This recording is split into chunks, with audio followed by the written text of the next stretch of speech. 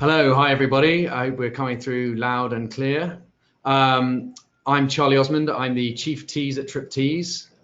And I'm Grace, Product Manager here at Triptease. Thank you very much for joining us for this webinar. We've had a massive flurry of interest in this particular topic. It feels like we've hit a raw nerve. I think that parity and the challenges of managing parity are increasing rather than going away. And hopefully today we will be able to give you a few updates, a little bit more information on the report we brought out recently around Booking Basic, but also maybe even a few tips that might help you manage your parity and your wholesalers slightly better. Some new data that we've got from working with hotels that hopefully alludes to a few ways that you can work on improving parity. I asked Grace to join me here today because she is product manager for one of our teams that looks at and helps hotels manage parity. Maybe you should tell us a little bit about that, about the product, what we do. Yeah, sure. So I look after the price check widget, which will appear on obviously the hotel's websites. We look after making sure the prices that we get from the OTAs are accurate and reliable, and also the disparity dungeon and helping hoteliers manage their parity and stay on top of that. Cool. And why is it that we care so much about parity? Because it's so important these days, and I think the OTAs, as I think we'll go into a little bit more detail, they're getting a lot stricter about this. Not only do you have to care about being in parity with just one OTA, but if they see that you're being undercut anywhere else in the market, they're starting to be a lot stricter and ruthless about this as well. So it's becoming even more important and even harder to stay on top of your parity these days, and we really want to help you guys manage it as best as possible. Yeah, and I think, and one of the things we certainly see across the thousands of hotel websites that we track user behavior on is when a hotel is out of parity, the conversion rate on your website goes down by about a third. So when you are more expensive than other channels, fewer people book direct. And we're always about driving direct bookings, so hence why parity is a subject we spend a lot of time on. A while ago, we brought out a report that looked at wholesalers and the impact that wholesalers were in general having on parity. And oh, there we go. Okay, we have a slide, and we found that was a subject that people were really engaged with, and so I think it's here. You can download the original report from our blog, which was about wholesalers and how to manage them better and how to manage parity. But particularly in this webinar, what we wanted to go through were some of the results, some of the information that we found and uncovered around the way that Booking.com are now going to be more ruthless, as you say, more aggressive in a sense, in making sure that they have the best rates and the impact that now has on the importance of parity for hotels. So as someone sort of looking at parity every day, day in, day out, what kind of things have we sort of noticed or observed in the market? Yeah, so it seems that these days OTAs, they seem to be changing their prices in a much more kind of erratic and inconsistent way. So we're definitely seeing a rise in what we call geolocalized pricing. So they'll change the price that they're showing depending on the location of the guest. So someone searching from, say, the US might see a completely different price from someone searching in the UK. And what we're also seeing is what we call session-based pricing. So say if me and Charlie were looking at exactly the same hotel, exactly the same check-in dates, we both could get completely different prices. And this is definitely what we've seen with Booking.Basic rates as well. You'll get one guest seeing them for some check-in dates, and if someone else is looking for the same, it won't appear. So we're kind of seeing this more kind of erratic and inconsistent nature, which again can just make it so much harder to stay on top of your parity. Yeah, and I think in particular in Asia, I think hotels a lot have talked about Agoda having done that for a while. Yes. Both the local rates, but also the, as you could say, erratic, the changing of rates. So it's just literally almost at random, whether you get one price or another price, they'll change it live, even if you're logging in from the same two computers side by side. Yeah, exactly.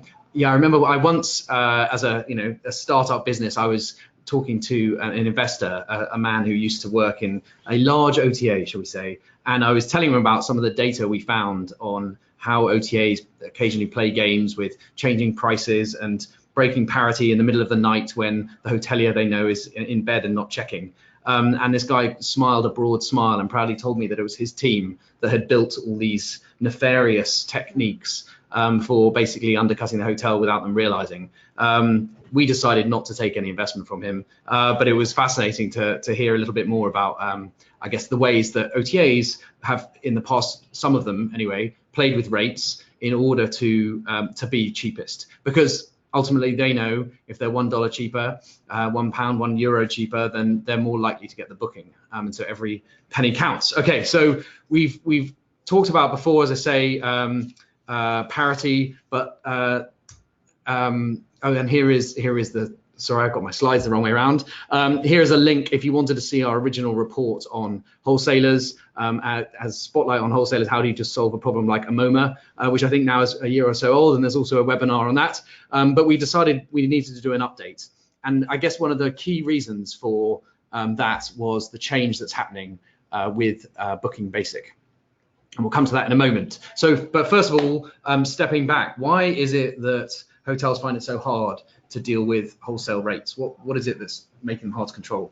So I think overall it's so hard to catch them in the act. Like from the different hoteliers that we've spoken to, there almost seems to be this 3-stage process. So first up, it's this awareness, trying to gauge that awareness of how often you're being undercut by these wholesaler or third-party rates. What OTA sites are they appearing on, and like by how much are you being undercut by? And almost once you've gauged that awareness, you can then figure out which are the ones for you to focus on and prioritize.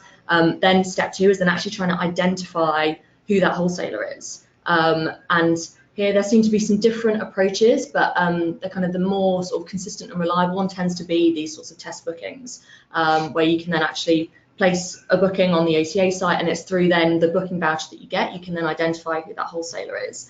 And then the third step is then, I guess, what do you then do about that, and actually confronting the wholesaler with that evidence and, potentially punishing them, whether that's, cutting ties with the contract or giving them some sort of warning. But the main thing is that this is just, it's so unbelievably time consuming for you guys. We were speaking to one hotel who said they spend roughly 10 to 15 hours a week just on this. And it's insane, right? How much time it's taking up to gauge this awareness and identify who these wholesalers are. And there are some companies that have got these sort of test and book services so that hotels don't have to do it themselves. I think 3 that spring to mind that I believe offer it are Rate Tiger, Fornova, and OTA Insight. And I think they're doing on behalf of hotels, book, cancel rates, or book and identify who the wholesaler was. My understanding, and that's a great service, it might be something you want to go and check out. The challenge that I see with that is hotels are identifying which wholesaler it was, and the wholesaler is holding their hands up and saying, sorry, we have an issue here. And they're often fixing something for a short amount of time, but a month later, the behavior repeats. Yeah. And so it doesn't feel yet as an industry we've managed to find a reliable way to really fix that. As I say, we've got some ideas later. I think there's some things a couple of companies are going to be doing later this year that might well have an impact. But ultimately, I think it's because the wholesalers have built their business now in such a way that it's very hard for them to track who, when they resell rates, where they go.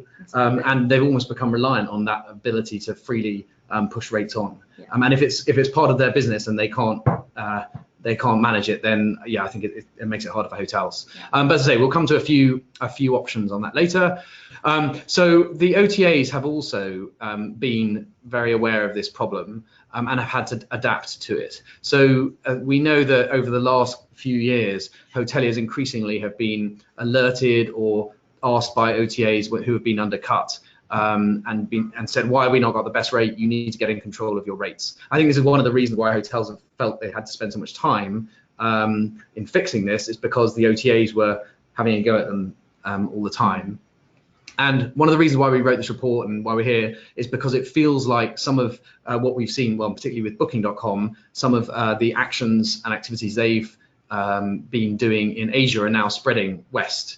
And the Booking.basic rate, which has been in Asia for a while, is now coming to Europe, and then we expect it to progress into the US. So can you tell us a little bit, explain the Booking Basic rate, what it is, why it's happening? Yeah, sure. So it seems that Booking.com have introduced this Booking Basic rate, which is It sometimes will take an extra sort of 5 or 10 seconds to appear on the page. So once a guest puts in their check-in, check-out dates, often 5 or 10 seconds later, this cheaper third-party rate will appear, and you can see it there. It will appear as booking.basic. Now, it seems that booking.com have been experimenting with kind of showing this in different ways. A couple of weeks ago, they were being a lot more transparent, and they were actually showing where they were getting this booking basic rate from, and they were showing like an Agoda logo or a C-Trip logo. So more recently, they've now taken that away. So they seem to be kind of experimenting still with this rate in itself. And we haven't really seen a consistent way with, this is appearing on,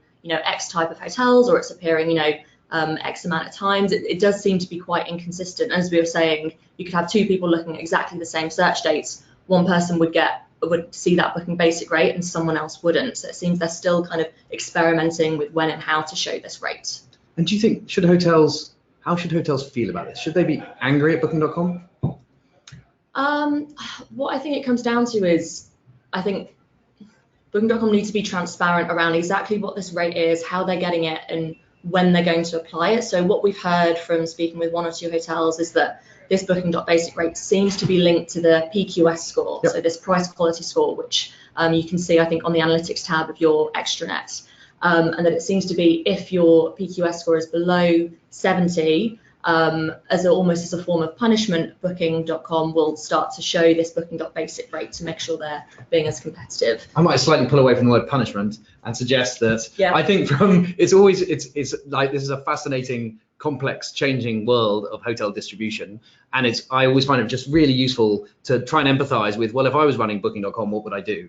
And I think if I was running booking.com and I was seeing that I am becoming less competitive in the market because the hotel is allowing their rates, is how it would feel, or allowing their rates to be elsewhere around the market, I have no option but to also be offering those kind of rates. And so if the hotel won't give them to me, then I need to go and acquire them the same way that, I don't know, another site like Amoma perhaps is. So I think to me, it feels like Booking are taking the action that they just feel they have to. They feel in a corner, they can't get the best rate, and so in order to get it, they're going to go to the marketplace, buy opaque rates, and then deliver them on their site.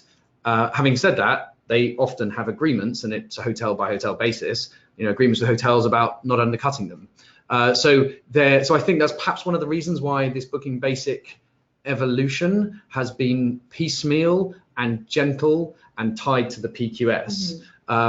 You could argue that Booking could say, if ever I see you, the hotelier, allowing one of your rates to end up on another website, then I'm immediately going to be putting the Booking Basic rate on. And what instead they've said is, we will track this 70% level. If you score low on the quality score, then we're going to come back. And having said that, and that's trying to give the Booking.com side, I know one of the things I often hear from hotels is that Booking.com says you're allowing people to undercut you, and so therefore we're going to show these new rates. And the hotel says, wait a second, I'm being undercut by Agoda. That's one of your businesses, and I can't control them. And I've asked them again and again to stop undercutting. What can you not speak to them? And so there is no black and white here. There's a lot of shades of grey. And we just had a question in, so I think we might jump to that.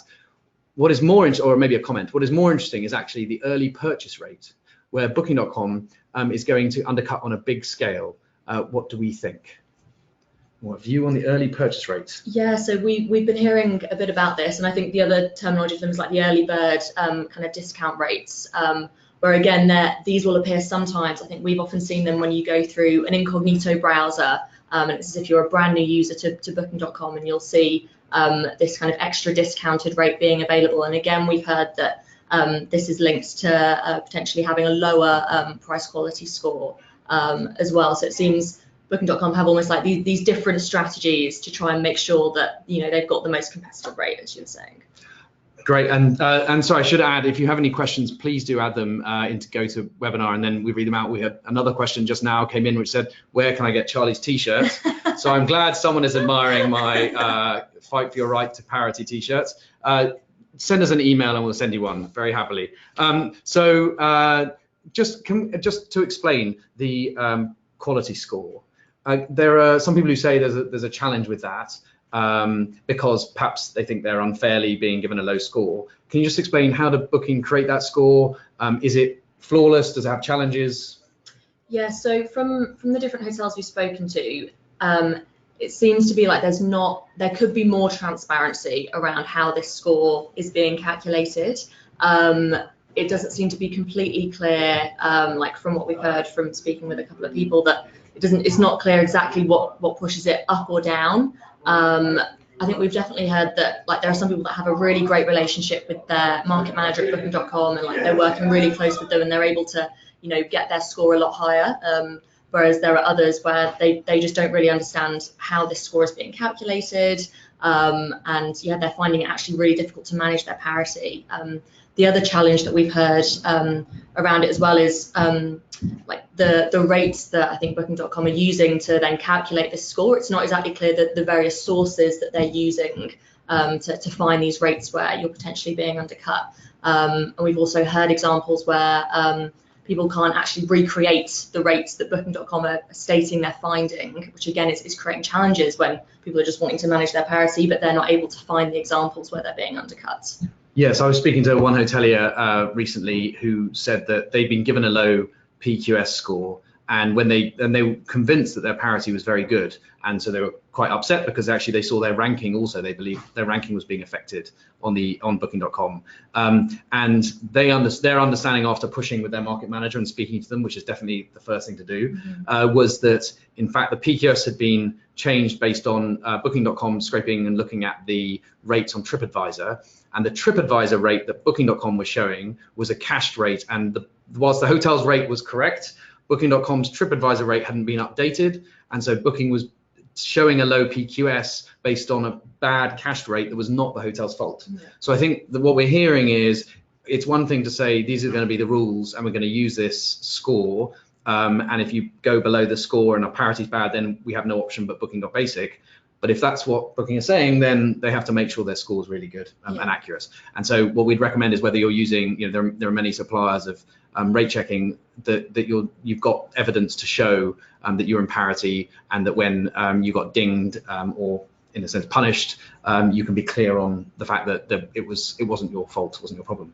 We have another question or mention from Nuno. Hello. I had a recent meeting with Booking, and according to them, this is their very own way to help hotels fix all that's wrong with opaque package distribution. What do you think? I think this is really interesting. So for sure, it is in hotels' interest to fix the opaque rate, the wholesaler rates getting out there. Certainly, Booking.com were already bringing this issue to light for hotels, and no doubt, in a way that actually creates work sometimes for the hotel. Booking Basic kind of changes everything, and this is why we wrote this.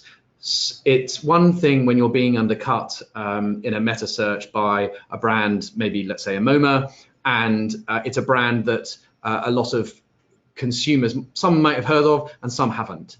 To be undercut by a brand like that is one thing, and that will take away some of your bookings. It's another thing when you're being undercut like by a brand like booking.com. Because there will be many consumers who might have hesitated making a big financial purchase from a brand they didn't know, but everybody knows booking.com. And so I think that this definitely is like shining a light on the parity issue, and it's going to force hotels, is my expectation, to have to just manage parity better, because I expect that the impact of being undercut by Booking through Booking Basic compared to the impact on being undercut on a regular wholesaler rate by another third-party OTA that's less well known, the Booking impact is going to be bigger. And so, yes, I do think that this is going to push hotels to fix the wholesaler problem. I wouldn't say, I think to the point from the question, I don't think it doesn't feel like it's Booking.com doing hotels a favor. It's going to be a very painful push and drive to get hotels to fix that, because many of you have been trying for years. It's really hard to manage your wholesalers, and we will get to some ideas on that in a minute. Well, we'd love to know if any of you had, please also, as well as questions, if you've got any suggestions on things you've done to manage wholesalers, let us know. Another one is, as the industry trends towards personalization, room amenities, greetings, and hotel services, what is wrong with a personalized room rate, offering guests the best overall revenue impact? Earlier in your call, you indicated that it was nefarious for OTAs to display different rates for what appeared to be similar searches. So I think I understand that. I think basically it's a question of saying, should the industry move to personalized pricing? I think that might be the solution here. It might be that this pushes hotels less towards fixing and getting parity and more towards other approaches. But I think it's really complicated. Personalized pricing is a huge challenge to get right and to deliver, because people are appearing on your website from many different devices and may not be logged in, for example. That's definitely one approach. Okay, so another question from Manon. Do all hotels have this parity agreement? Is Booking allowed to take the rates of all kinds of OTAs or only from certain competitors? I think ultimately, one of the things worth doing as we see this rise of these new wholesaler rates being put on Booking is to go and check the agreements you have with your OTAs.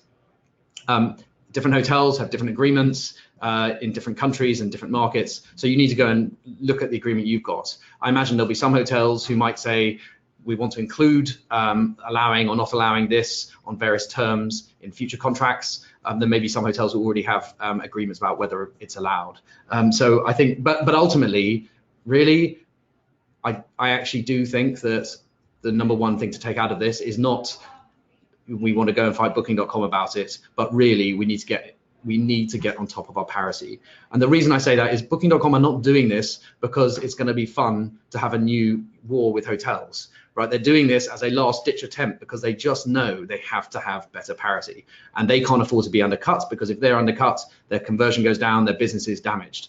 They know that. And hotels, you should also know that, right? Your conversion rate is going down by a third if you're being undercut. So you've really got to work hard on the wholesale rates. Ooh, another one. It's good. Thank you for all these. Will this basic thing stop as soon as wholesalers stop distributing these rates to Booking, and this basic page will be empty? Well, that's a great question. That's a hard one to know. So let's say hotels do get on top of parity and Booking do have the same rate as everyone else. Would this stop? I hope so. Yeah, me too. Having said that, there are some other OTAs who I think previously have been less scrupulous than Booking.com about maintaining parity. So we do see other OTAs who just undercut on their main rate against the hotel, even though it's in their contract. So given that happens, I suspect there's always going to be this little fighting going on, and it's hard to know whether Booking will take it away. I mean, the best thing to do is get your quality score above 70, and then they should take it away. I mean, that seems to be the approach that they're taking. And then one from Ali: Does Booking rate shop member rates on hotel? Does Booking shop member rates on hotel sites to determine if they have the best rate or not? It appears to us that, I think, correct me if I'm wrong, that the quality score is mostly based on public rates that are being shown in meta sites. Is that right? Yes, the other kind of perspective on this that we have heard from a couple of hotels is that they are almost shopping these rates in a geolocalized way. So they are actually looking at different markets through different IP locations to then potentially find where you're being undercut. But yeah, we do think it is just the publicly available rates, but across lots of different markets through the meta sites. Yeah, I mean, in general, obviously it depends slightly on the world and slightly on your contract with OTAs. But if you have closed user group rates or member rates that are cheaper than OTAs, generally that's fine. And that's not a grounds against which I think this kind of activity is happening. But at least that's my general understanding. We have about 100 questions. Move on. Okay, right. Okay, I'll do that. Well, please keep the questions coming, though. That's great. I think what I wanted to move on to next was a little bit about how we think about the wholesaler problem and challenge and these opaque rates getting passed on. So I've got here just a few slides from some research I was doing with a couple of our hotel partners. That just try to really make sure, I guess, they're sort of level setting everyone's thinking and approach around why this is a problem, why it exists. So the first bit of advice you usually hear when hotels say, I have a problem with wholesaler rates being passed on, what should I do? The standing starting point is get rid of static rates. And that is a very good recommendation. Static rates create the opportunity not just the opportunity, but also the desire for wholesalers and others to undercut you, right? And let's just try and explain that or show that here. So this was some real data I pulled from a hotel, looking at the lead time up to 4th of July. This was an American US hotel, 4th of July bookings. So you can see in blue at the bottom are the number of rooms sold, moving up to a sort of 100% rooms sold. And then in the orange line at the top, that is the price that the room was sold at, rooms were being sold at on the hotel's website. Okay, so the orange line is the live best available rate price. The yellow line was the price at which wholesalers were selling the rooms at. And what you can see is that the gap between the wholesaler rate, which was static and then changed, so it had like one update, the gap between the wholesaler rate and the best available rate direct changes. Okay, so when we're at 0.1, it looks like the wholesaler rate was £100 and the best available rate on the website was about £130. So there's kind of a 30% difference there, a 30% margin. Now, what's really important here to see is that as the hotel sees the level of bookings increase, and as they get closer to the actual stay date, the 4th of July, they're increasing their best available rate on their website. They see good bookings, so they're increasing their rate, and their rate actually gets up to, in fact, over £250 eventually. But it comes out to, you see number 2, it's about £230. So at the point 2, which was about 15 days before the stay date, the price on the hotel website is £230, and the price that the wholesalers were selling at is about £130. So at point 2, there's £100 difference between the hotel price and what wholesalers can be buying at.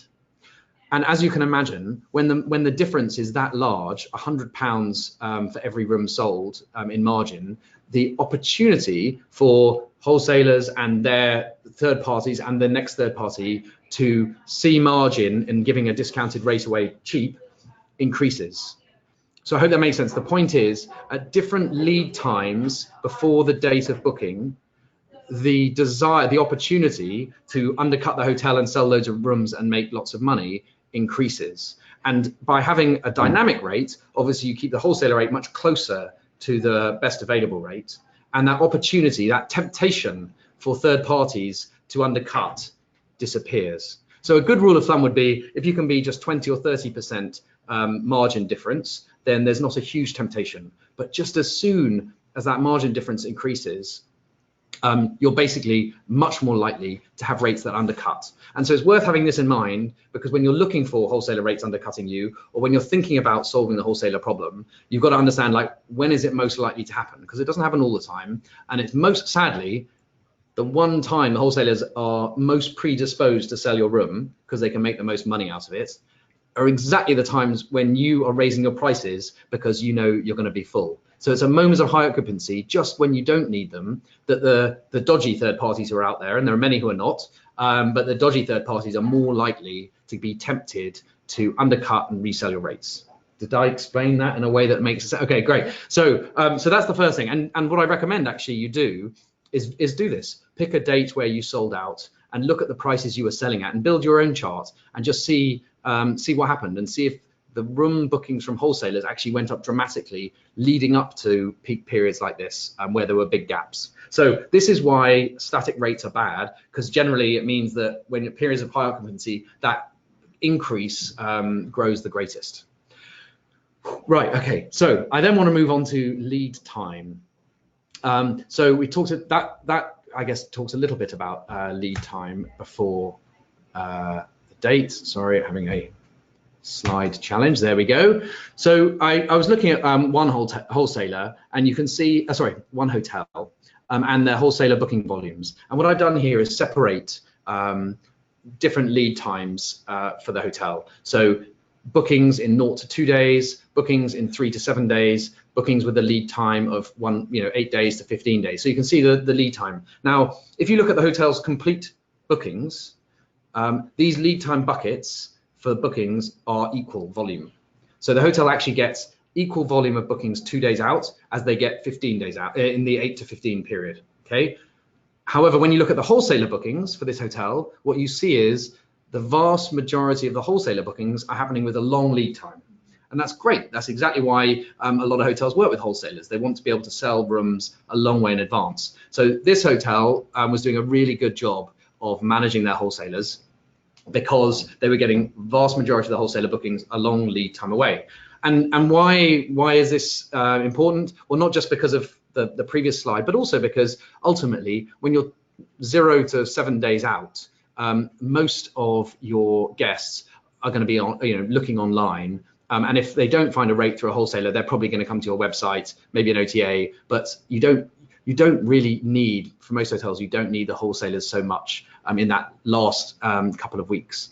That's one reason why it's important. And the other reason it's important is because often the easiest way to identify the wholesalers who are most frequently allowing rates to leak or having rates that leak, it's not always necessarily something, then identifying the wholesalers who bring a lot of bookings 2 days out, 3 days out, 1 week out, 10 days out, that's often the place where a lot of the undercuts are happening. And so knowing this as being a good shape and what you should be looking for wholesalers, you can then look at each wholesaler you work with and you can say, well, what kind of bookings are they bringing me? Is it in this shape or are they bringing me loads of last minute ones, which probably I would have got anyway without the wholesaler? I didn't practice this. I hope it's coming across okay. Okay, great. So, so this is why lead time is really critical when you're thinking about your wholesaler problem. And so here's an example. Again, the same hotel, I looked at Torrico and what their production was like. And in gray, you can see the volume of bookings that Torrico's bringing. So their greatest volume comes around 31 to 60 days. So it's great. They're doing a great job of bringing early volume for the hotel. And honestly, I think, and there's a webinar that we've done in the past about how to work with wholesalers better. I think one thing that I took away from that, so we have a member on the team who used to work at a wholesaler. One of my main takeaways was too many hotels think of wholesalers as set and forget. I'm going to sign them up and I'm just gonna let them run. And actually you should be thinking about the wholesale channel as something you have to manage. And rather than spending, as you said, like 15 hours of wholesale management being checking when I'm getting undercut, think of wholesale management as being, how do I make sure that I get the best out of them and I'm proactive in when we have them and when we turn them off, or what kind of business we want from them and what kind of business we don't. And so talking to them is a really good way of doing it. I think it's very easy sometimes to get like caught in there's something wrong, I'm just angry about it, rather than is there a longer term better way of working. So that's an example, as I say, of a wholesaler doing a good job. This, however, would be one where when we were looking at this hotel, we thought, oh, this is an odd trend. This is the kind of thing I'd want to go and perhaps talk to the wholesaler about. So you can see here, there was a real spike for this hotel, this particular hotel, from, it happens to be hotel beds. And so and my point here is not that hotel beds were doing something bad. I don't know that they were. But when you map out when are our bookings coming from different wholesalers, you'll just see these odd trends, and it's just an opportunity to dig a bit deeper and find, well, does that correlate with when we've got the biggest discrepancy in bar and static rates, for example. So that's what you're looking for is in your data. And then another sort of example of that, again, there's no definitive, this was something wrong happening. It's just you're looking out for these kind of things. I looked at, for this hotel, whether the hotel beds bookings that were coming were on the cheapest rate rooms or the expensive rooms. Because again, another reason you might want wholesalers is they're going to bring you loads of expensive rooms. And what I noticed here was 2 weeks out from arrival date, hotel beds happen to bring a lot more cheap bookings in the last minute than they were valuable ones. Now, again, this would be something where if you see this kind of pattern, you want to dig a bit deeper, but it might be that you make the decision. 2 weeks out, if we want hotel beds to bring us either long range bookings or we want them to bring us high value bookings, or then we're not going to take bookings from them 2 weeks out that are for cheap rooms. That's the kind of, by looking at your data, those are the kind of things you can do. And I know there's a number of hotels we've spoken to who shut off the wholesalers 2 weeks or 3 weeks out. They want wholesalers to bring the business a long way out. So if it's 7 days left, they just say, I'm not going to take any bookings from you, Mr. Wholesaler. And they found that a very effective way of reducing how often they get undercut. So that was a kind of long-winded explanation, but I think you kind of have to go into the detail a bit of like a way that we don't hear talked about much, but I think is actually very effective for a lot of hoteliers, which is look at each wholesaler and the type of and the quality of business they're bringing you. Be very clear in your own mind about what you really want them to bring, because if it's, I want them to bring me people from a far off market, then you know people from that far off market usually book a long way in advance, then be clear that you only want long range bookings, and make sure that you're making agreements that are bringing you the kind of business you want. Ultimately the wholesalers, this is a big challenge for them, booking basic and hotels working harder at Parity. This is something that takes a lot of their time and effort and money. They want to make sure that they're delivering the kind of business that works for hotels, I think. And so make sure you really dig into your data and that you're allowing the bookings that you want and working out with a wholesaler, what being a good partner for you means. Whew, that was quite a long one. Right, we have another great question or another question or comment. I've been thinking about this static versus dynamic. I think this is a comment from somebody who actually worked at a wholesaler before. I've been thinking about this static versus dynamic and that this will resolve the problem. But actually, the issue has gotten worse since wholesalers went dynamic, which is true. Actually, this issue has got worse in the last few years.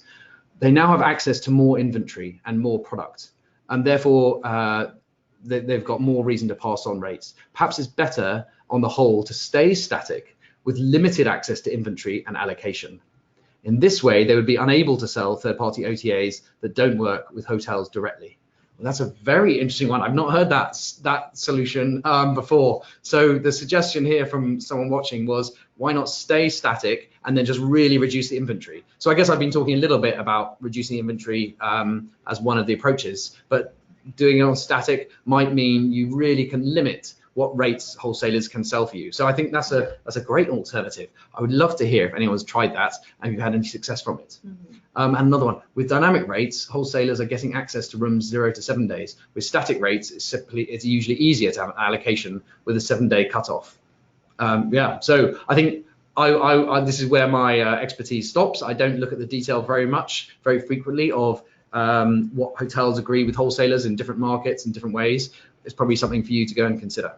I think one of the hotels that we spoke to, I think she was saying how they, as you were suggesting, right, they were actively kind of managing their relationships with the wholesalers, and I think they ended up cutting down their wholesalers from 4 down to 1, and then really restricted the types of rates that they were then sending them, and that did seem to work. So we have had some examples. Yes, definitely the reducing the number of wholesalers increases your ability to actually spend time with them to make sure you're managing them to get you the best business for you. Exactly. Definitely.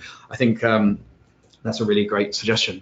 Okay, so that is that's it from us here on wholesalers and booking basic. There are many more questions. I'm not sure we're going to be able to answer them all. So what I promise we will do now is we'll go through them after this, and we'll create a blog post with all the questions and answer them where we can, though there are many things that are hard to answer. In the meantime, as I say, subscribing to our blog, hopefully that means we'll be able to bring you updates. In just 3 weeks, the Direct Booking Summit is taking its first trip to Asia. So we have the Direct Booking Summit happening in Singapore. Please do join us for that if you happen to be near or able to get to Singapore. This has been an issue, a major issue in Asia for a while, and they've had the booking basic rate there for a while. So definitely this is one of the areas we're going to be digging into more there, and hopefully that means we'll have more hotels sharing their experience, what's worked, what hasn't worked, what they've tried. And so if you're not able to join us, we will try to bring some of that those tips and that experience back. And of course, another great reason to come to DBS is you can speak more to Grace to look at the data that we see across hotels on Parity and across different wholesalers and across different OTAs. And she'll also be at ITB. So if you'd like to come and speak to Grace or one of our other members from our team to talk about Parity, to talk about direct bookings, then please do get in touch. And I think that's it. Anything to add? No, not right now. Great. Well, I hope you found this helpful. Please feel free to share the webinar. And as I say, to leave any other questions, and we will do our best. Thank you for the comments and the ideas. We'll keep trying to share best practice.